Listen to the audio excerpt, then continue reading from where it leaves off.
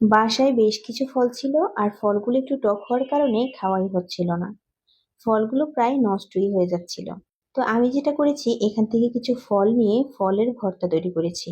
আর কিভাবে করেছি সেটাই আজকে আপনাদের সাথে শেয়ার করছি। আজকাল বাচ্চারা একদমই ফল খেতে চায় না, তো এরকম করে ভর্তা করে দিলে ওরা খুব পছন্দ করে খাবে। প্রথমেই একটা আপেল নিয়েছি, আর আপেলটাকে একটা ছুরির সাহায্যে ছোট ছোট করে কেটে নিচ্ছি।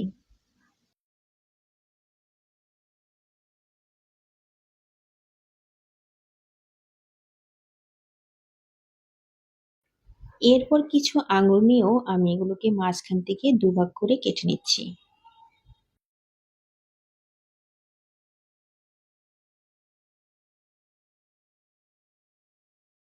আঙুরগুলো কাটা হয়ে গেছে, এখন একটা কমলা নিয়ে কমলার খোসাটা আলাদা করে নিচ্ছি।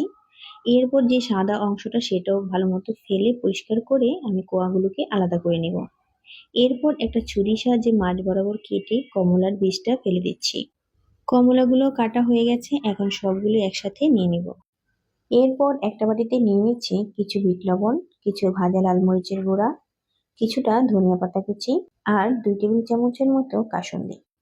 কাসুন্দি হাতের কাছে না থাকলে কিছুটা তেঁতুলের পিউরি কিংবা সরিষা বাটাও ব্যবহার করা যাবে। সামান্য একটু চিনি দিচ্ছি টেস্টটা ব্যালেন্সের জন্য। এখন সবকিছুকে একটু ভালো মতো মিশিয়ে নিচ্ছি।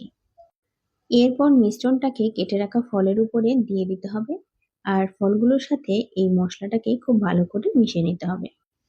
ব্যাস, আমাদের ফলের ভর্তা তৈরি হয়ে গেছে। আর এটা খেতে অসম্ভব মজার হয়েছিল। যারা কখনই ফল খেতে চান না, এভাবে একবার বানিয়ে দিয়ে দেখবেন, খুবই পছন্দ করে খাবে। আজকে এই পর্যন্তই। আল্লাহ হাফেজ।